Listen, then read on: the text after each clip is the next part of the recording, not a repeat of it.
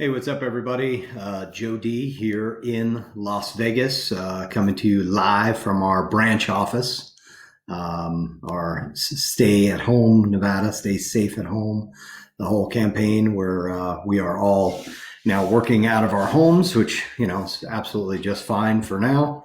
Um, I reach out and do this live, which I don't do live very often, but kind of feel compelled based on a lot of the conversations that I'm having with different people, agents in the market, current clients, past clients, just really talking about, how is this impacting the real estate market? And my intention today is just to share with you stats, the figures of what's actually taking place in the market. So with that being said, I did a little bit of research, been watching every day what's happening in the market, and jotted down some stats that I think are definitely worth sharing and will hopefully create a little bit of a sense of calm and not a need to panic in the market. First things first, everybody thinks that there might be a significant drop in value of the properties here in Las Vegas. Not sure that that is actually going to come true, and let me explain why. If we compare the market we're in right now compared to the factors that led us into a collapse back in 2008, a couple of things that you'll know to be true. One, back in 2008, we had a huge supply of inventory at the time. When I say inventory, I mean properties that were unoccupied. People were not living in these properties. The second thing that we had a vacancy rate on rental properties that was really high. So we had homes that people were buying that nobody was living in, and then we had a larger vacancy rate. Right now in Las Vegas, our vacancy rate coming into the COVID-19 crisis was below 4%. We also had a lot of people out there. Our inventory of available property was the lowest it had been. Most of last year, the available homes in the Las Vegas market for sale at any one time were bumping around 7,000 units throughout 2019. As we came to the end of the year, that number of 7,000 actually started to drop. We actually finished the year just over 4,000 available for sale. So that means in January, we started with about 4,000 homes available. That number has not upticked at all. In fact, I want to talk to you about month supply of inventory because there's no truer mechanism than how many months of inventory do we currently have based on our current sales price. How long will that inventory last? So June of 2019, we had 3.9 months of inventory. And last summer was a good summer. We had 3.9 months of inventory. By the end of this year, December, we dropped to 2.6 months of supply. In February, we hit 2.1 month supply. And as of right now, today through the end of March, I know we're on April 1st, we're at 2.2 month supply. So that means there's no huge spike in homes going for sale. Why is that? Well, a couple of factors. And I guess one of the benefits of doing things live at home is you guys can probably now hear my landscape. The front patio. That's the good stuff that's the good stuff of doing things live, is you cannot edit that out. But let's talk just a little bit further. Why are we not seeing a massive increase in supply? So first of all, we have a lot more options in terms of people being able to stay in their home. Meaning, during the collapse of 2008, there was one way for a bank to deal with somebody who wasn't making a payment, and that was foreclose. The banks have already come out and they talked about giving people deferment on their options. They're doing 90 days. Some are talking a year. Guaranteed loan modifications are going to be part of this conversation. So we'll have another video with more details on that.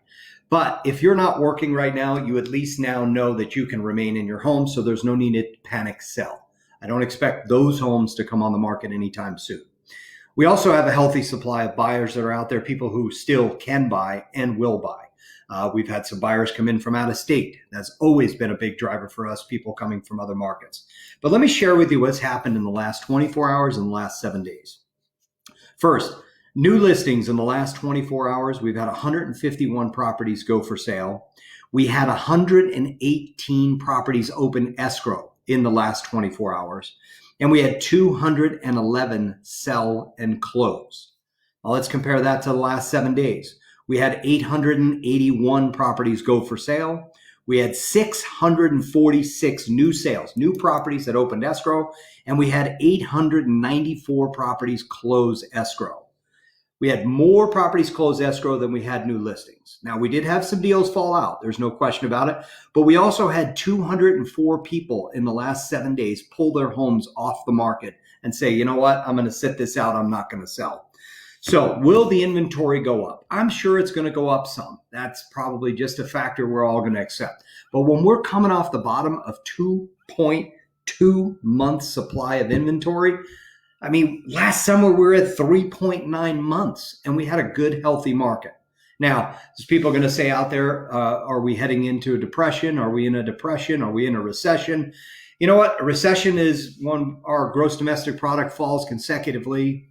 I think it's 2 quarters in a row that is considered a recession. Obviously, that is definitely going to happen. What does that mean here? Well, that means the next couple of months that we're going to be working to rebuild. However, I will say, and I'll go on record, that I don't believe we're going to see an oversupply of inventory where we're going to have over 20,000 homes for sale like we did back in 2008, because it doesn't make sense to do that. If you are in your home and you are able to reach out and contact your mortgage company and get arrangements to remain in your property, there's no reason for you to go ahead and sell it. And if you're in a position to buy, if you have a job that's not going away, if you're in a career field, if you're in the military, if you're in the health industry right now, if you're a teacher, I mean, we were on the verge of eliminating them as potential buyer sources because prices were continuing to push up. With the low interest rates, a little bit of softening in the market, this would be a great opportunity to pick that up. That's obviously depending on your personal example or your personal scenario. So with all that being said, I want to say thank you to everybody else who's watched and chatting and sending notes in. I recognize I did not communicate directly with those of you that are waving and sending notes. No disrespect. I just really, really want to take a moment and just everybody, it's okay. We're going to work through this. The best thing about our country, our city, we're resilient. Like if you've lived in Las Vegas for any length of time, you know that we always bounce back and we come back better and stronger. In the short term, I'm very optimistic that we're not going to see the market collapse. And, you know, the data that I just read to you backs that up. If in the last 7 days, it wasn't going that direction, 646 people would not have purchased a home in the last 7 days. That's the new purchases. And 894 people probably wouldn't have carried through with closing on their home.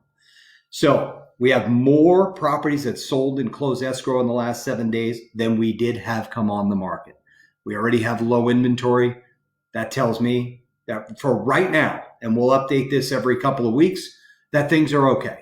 So if there's anything I can do for you, if you want to talk about your particular scenario, obviously reach out. Let's have a conversation. I'm here to answer your questions. Buy, sell, don't sell, stay, rent, whatever.